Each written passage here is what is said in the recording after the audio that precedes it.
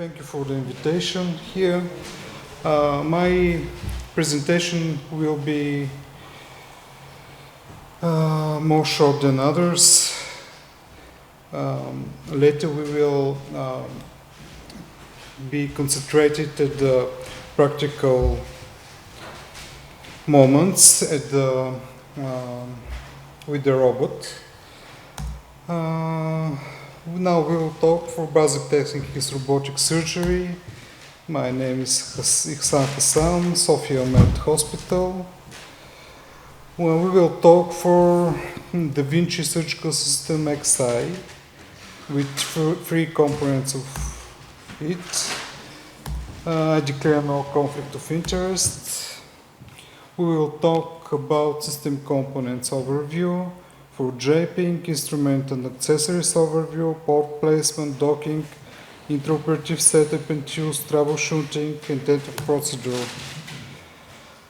Now we'll talk how we prepare the system to start to work with it. It will be like this Lego in your heads, but don't worry, when you start to work with this system, after 2-3 operations, everything will be in normal. First is the surgical console. Surgical console have a 3D viewer, hand control master, intuitive motion translated into precise fine tremor filtered movements, instrument tips, ergonomic design, touchpad with it control a lot of things in the robot, foot switch panel. The vision card is the next component. The most important is the touchscreen monitor, who we use to view the surgical field, view the instrument, endoscope status, and control vision system settings. We have the endoscope controller, core, RC robotic solution, airbag generator. The next component is patient card. It's contained by card base. Can I control it? Yes.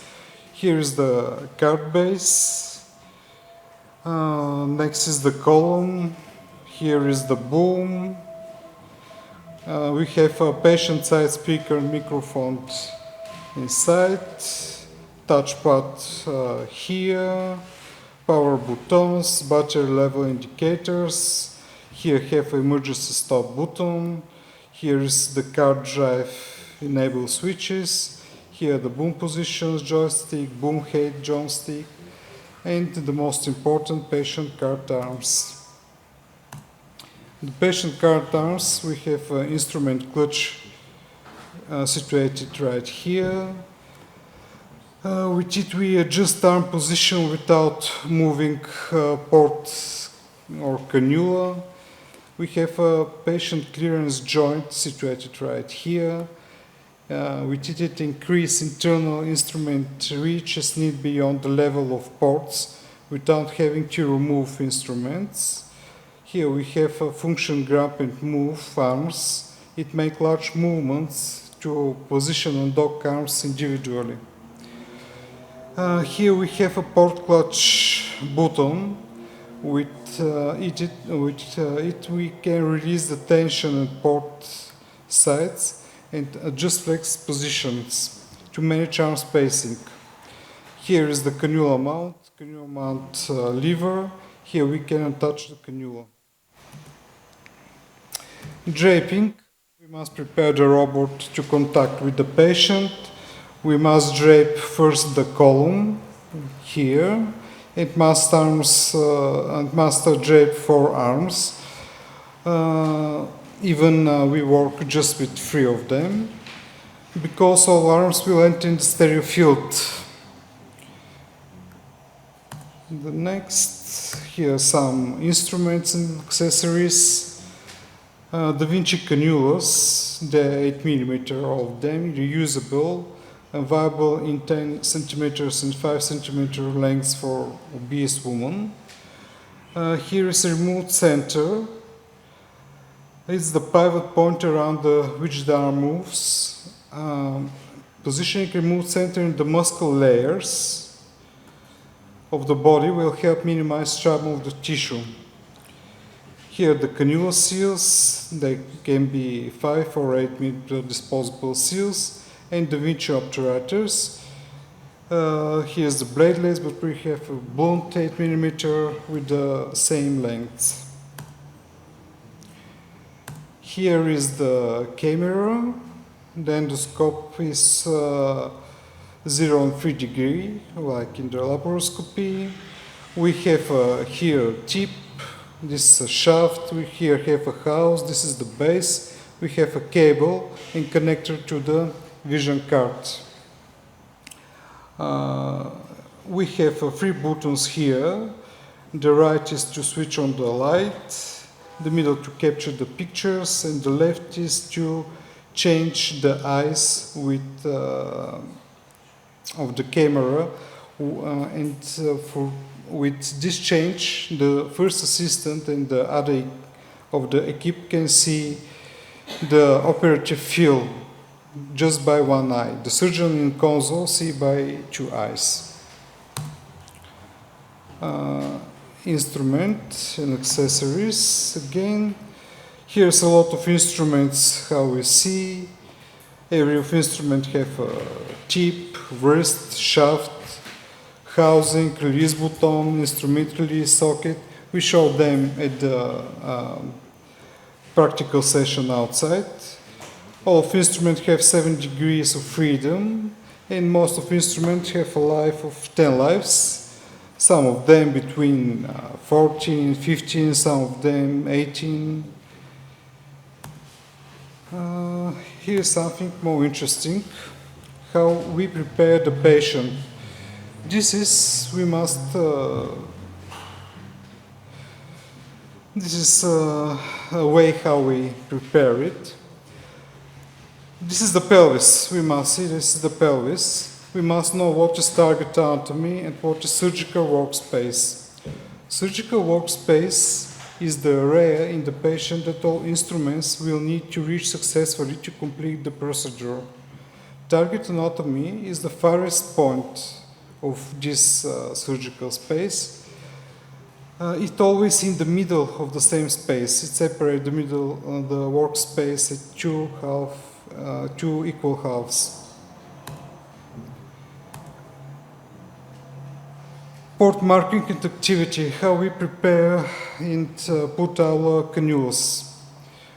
First, before marking the port locations, we must insufflate the abdomen.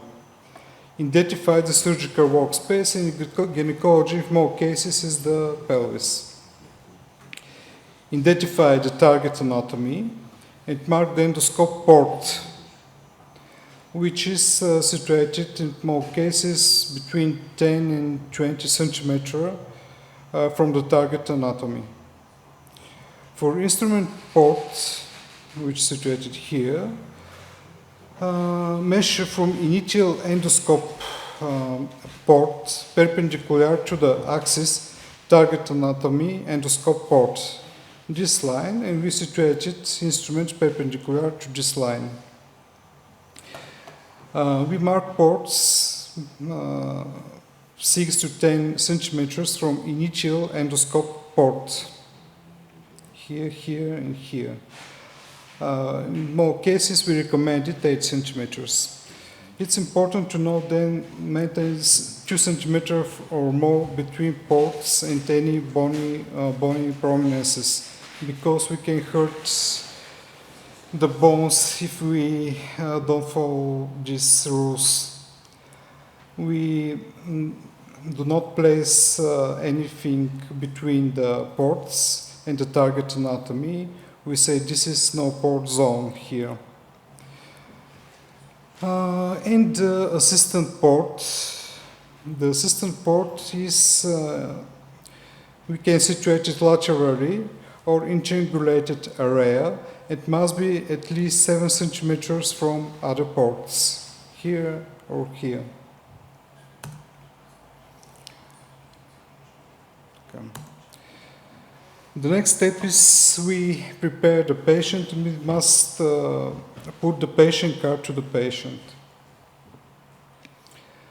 We must choose the anatomy for the patient card. From here we can choose which area we will work.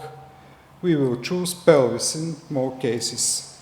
Then we push here the button deployment for docking, and the boom will rise and extend, and the patient card arms will be oriented based on the anatomy at an approach that were previously selected in the patient card helm. Next is the docking. The boom have a laser. We put the patient card to the patient. This is the laser. With drive laser line to the endoscope, we must situate this line near the 5 centimeter of this port where is the endoscope. Then we must dock the arm we will use for the endoscope. When we must install the endoscope, when we must start with targeting. Targeting, we must put the endoscope vision at the target anatomy.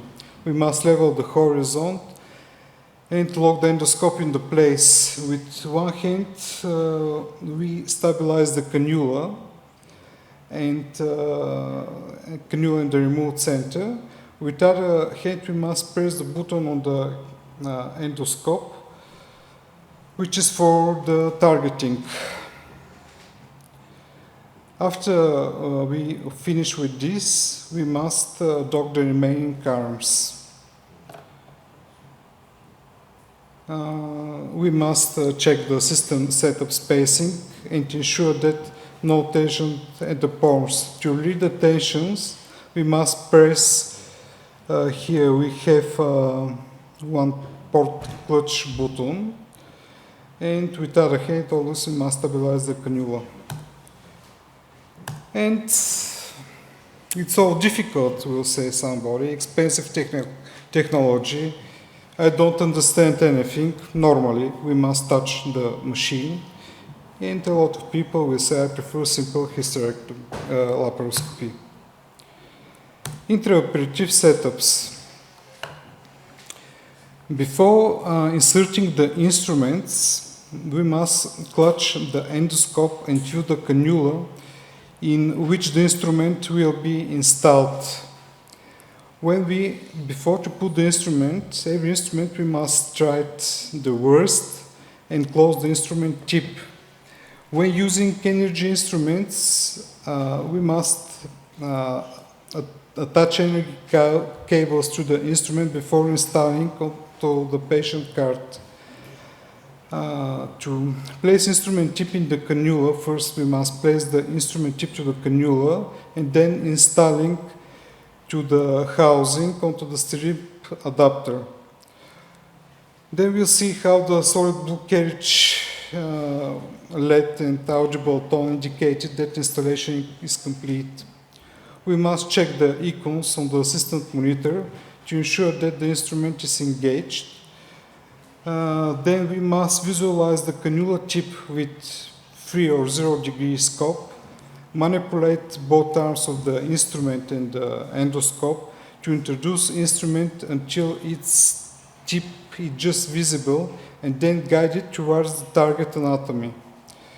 Quick click the instrument arm, clutch button again to lock the instrument into the place. And instrument removal activity. When we use this instrument, we must change it or we must clean it, and for this reason we remove it from the patient card. When we do that, we must follow some rules. We must visually confirm that the instrument is free and clear of any patient anatomy. If needed, request console surgeon to strike the instrument wrist and slightly open jaws. We use for this readback technique like in the army. Confirm that you're ready for the instrument to be removed, and we squeeze the release button on the instrument. We show it at the practical session. and how we do it. At the patient card, we have a function which is called guided tool change activity. It helps us a lot. Guided tool change is a feature that enables the system to remember the location on the last installed instrument or endoscope on an arm. A reinstallation instrument onto the patient card and notice the blinking green LEDs.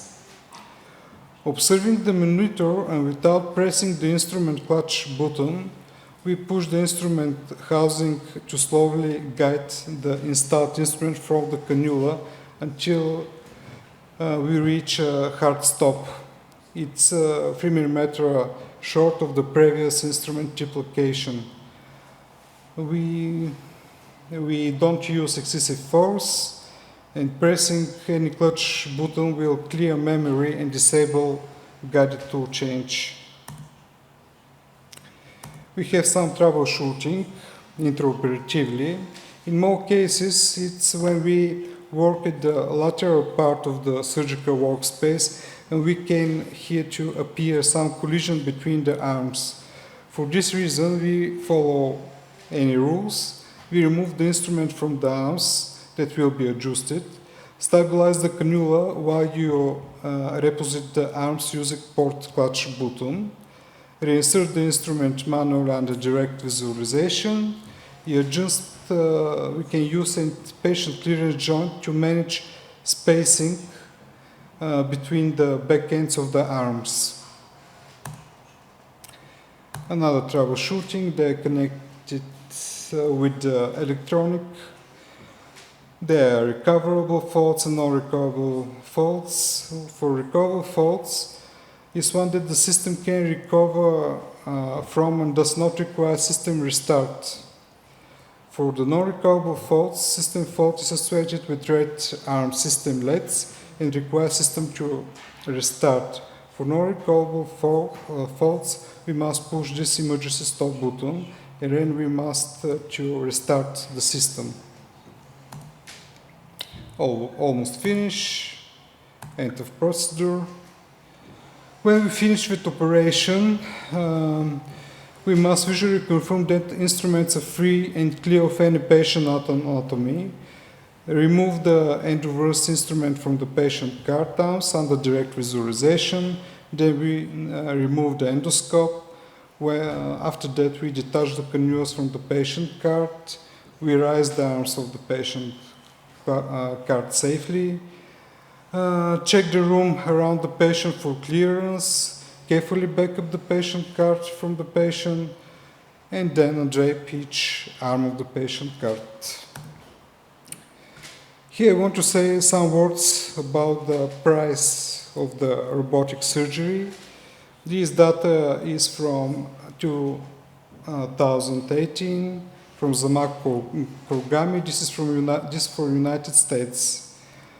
For robotic hysterectomy, the price is almost $10,000. For laparoscopic hysterectomy, the price is much more, $9,000. In Bulgaria, this price is at the half. Our robotic surgery is maybe not more than 5,000 euros. And how the previous speakers said, artificial intelligence. We will see what will happen in future. The hope is that after 20 or 25 years, we will have a robotic system who will operate without surgeon. This is just a dream, we will see. For this moment, we work just with our hands, our brains, and with little arts. That's all. Thank you.